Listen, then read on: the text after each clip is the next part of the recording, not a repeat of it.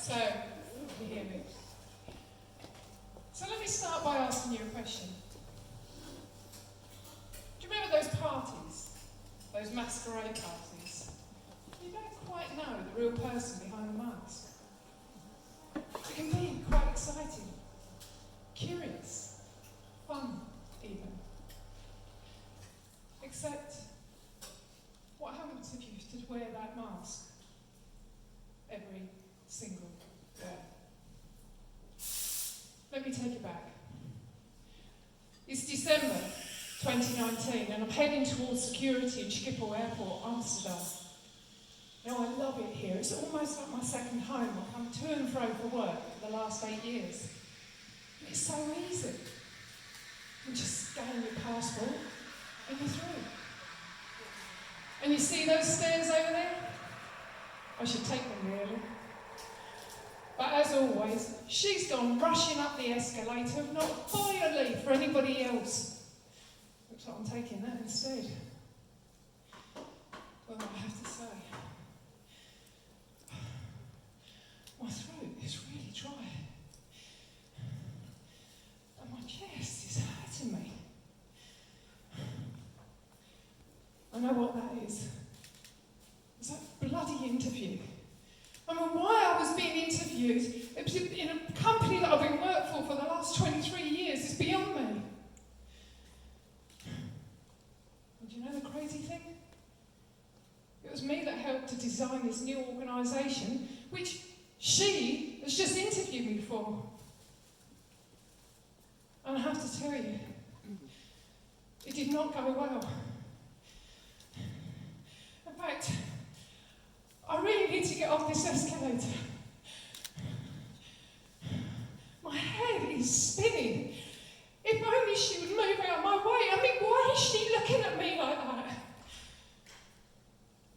With her big brown eyes and a bob framing her round face. And she's got her arms crossed. Now, she's a bit like Dawn French, but unlike her smile rarely meets her eyes. And I don't want to hear what she's got to say. Oh, Keely, what's wrong with you? You look like you were having an anxiety attack.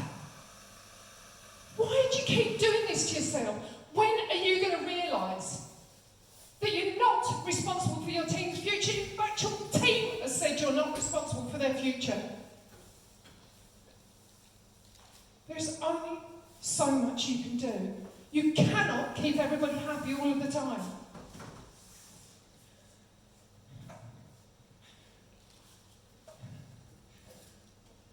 I know. But every single time I have to put yet another member of my team at risk, I do feel responsible. I feel like I'm dying inside. I know, Keely, but there is only so much you can do. And do you know whose future you are responsible for? Yourself. Although, the strange thing is, that wasn't entirely true. Because not a month later, I'm sat across from Joyce on a Zoom call. Well then, Keely, looks like you didn't take any heed of what I had to say. But it doesn't matter now, because you wasn't successful in your interview, and I'm afraid you've been put at risk for redundancy. Just like that. And in that moment, my world came crashing down around me. And mentally and physically, I shut down. So maybe you have had that time where you've been wearing that mask of a brave face, that brave face that says, nothing to see here, everything's fine. That brave face that says, yes, we'll all sort it out. That brave face that says, don't worry, I will sort it all out.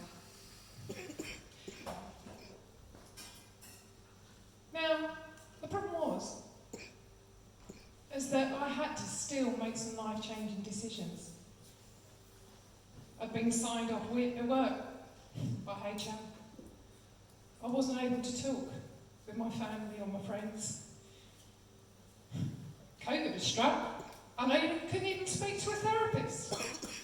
So I had to do it myself. I had to find a way.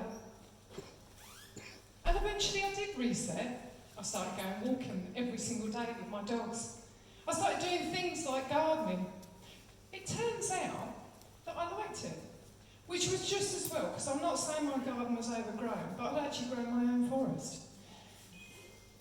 And as I started digging up, and the more I dug, the more shit I started digging up. And I'm not talking about the shit from the dogs in my garden, I'm talking about the shit that was going on in my head. And eventually, I started to re-energise. I started doing things like yoga and meditation. I started reading books about burnout, imposter syndrome. And eventually, the noise started to quieten down inside my head.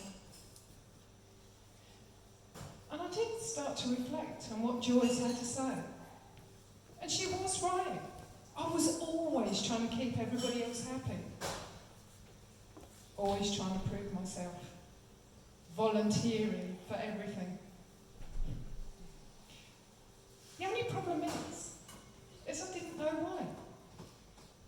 And that was until a month later, and I'm in my garden, the sun is shining, I can see the light flickering through the willow tree at the back of the garden. And I'm on my new patio, with my new patio furniture, with my shorts, my t-shirt on. And I'm on the sun lounger, got a gin and tonic in hand. It's only 6 o'clock. In the evening, and I'm reading yet another book. And this time, this book is about people pleasing. And did you know that there's actually 4 reasons for why people please? It's not that. It's not that either. Smacks of that. Oh, there we have it. A fear of confrontation, not rocking the boat. Always trying to keep the peace. The question is what drives that fear of confrontation? Is it a need to protect yourself? Is it a need to protect your family? Is it a need to protect your loved ones? Now, I had to dig deep as to why I was wearing that mask of a people pleaser, because it was neither serving me or my family. But the question is how do you stop being a people pleaser? Well, I know how I learned. I learned to please myself. And I don't mean like that either. And eventually, I started to rediscover what it was that I loved. And what I realised was that over the 23 years that I've been working in a corporate environment, is that I love training people, coaching people, seeing that light shine in their eyes when they have that eureka moment, seeing them thrive and shine. And that was when I realised I wanted to take a step back from the corporate world and set up my own training and coaching business. Isn't it wonderful? When you read a line from a book or someone says something to you and you realise you don't need to wear that mask anymore. Now, I would love to tell you, I would truly love to tell you that overnight I had people queuing down the street waiting to knock on my door and be my client. And then, of course, I had my lovely family saying, "Are you sure you want to do this? I mean, you've got no other income coming into the home." And then I had my wonderful friend saying, a coaching business? What do you know about running a coaching business? But I knew that I'd chosen the right thing. I knew that I was doing the right thing. I'd rediscovered what I loved, and that was helping others to discover what they truly love. Now, little by little, things did start to improve. And over time, can you sort of... and little by little, things did start to improve. And you know the old saying, never work with animals or children, or husbands. And I did start working with my husband, and I helped him to unlock something that was causing him anxiety and transform the way that he was thinking. And then I started working with my clients on 5-day challenges, helping to hone and craft my program so I could be able to help my clients in the best possible way. And then about a month later, I realised that I'd finally cracked it, because I was in this little cafe in the heart of Canterbury, and I could hear the chink, chink, chink of the coffee, a spoon on the coffee cups, and that rich smell of coffee aroma. So clearly I wasn't in Starbucks. And she sat across with me with her blonde, spiky hair and her blue, sparkling eyes and her cherub-like face. She said, Keelan, I finally cracked it. I'm no longer working 70 hours a week anymore. I actually went out with my husband, out. And I'm actually sharing ideas with my team. And not only am I sharing ideas with my team, it means that we're actually being vulnerable together. I'm also speaking with my family. And the performance in my business has gone up. I'm sleeping better at night. And I'm feeling healthier than I have been in years. And there's nothing more satisfying when you can help someone like that. And where am I right now? Well, if that's working. It's not? No? So, there you go. You can't see on the screen, so just trust me with this one. Thank you.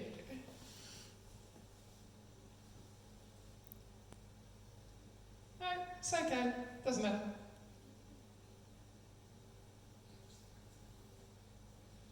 It's okay.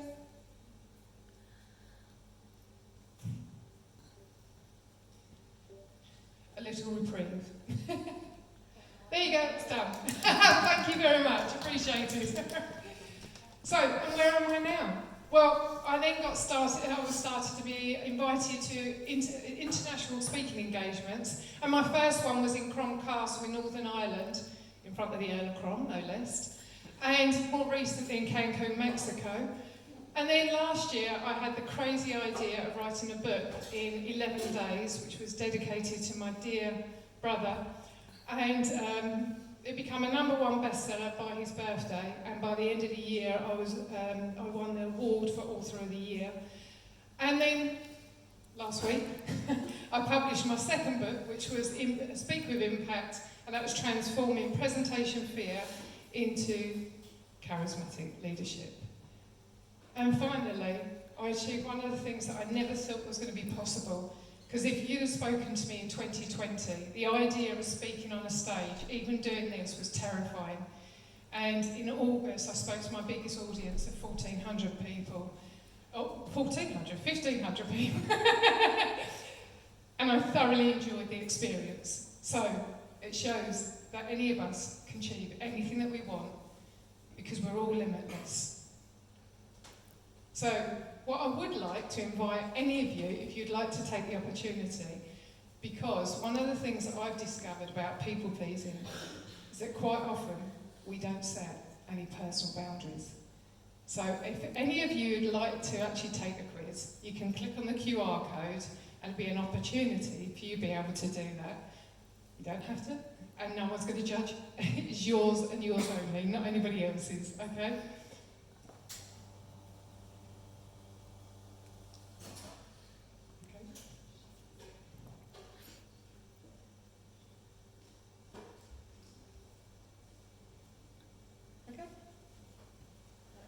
it's probably the space. So I'll pick up later. So, anyway. So, I would love to be able to share my freedom transformation formula, but we don't have time tonight for being able to do that.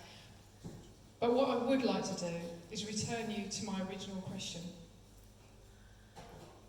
Life isn't a masquerade.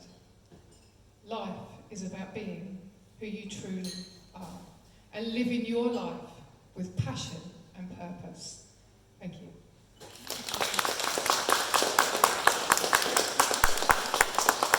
And by the way, I'd like you to actually read this before you go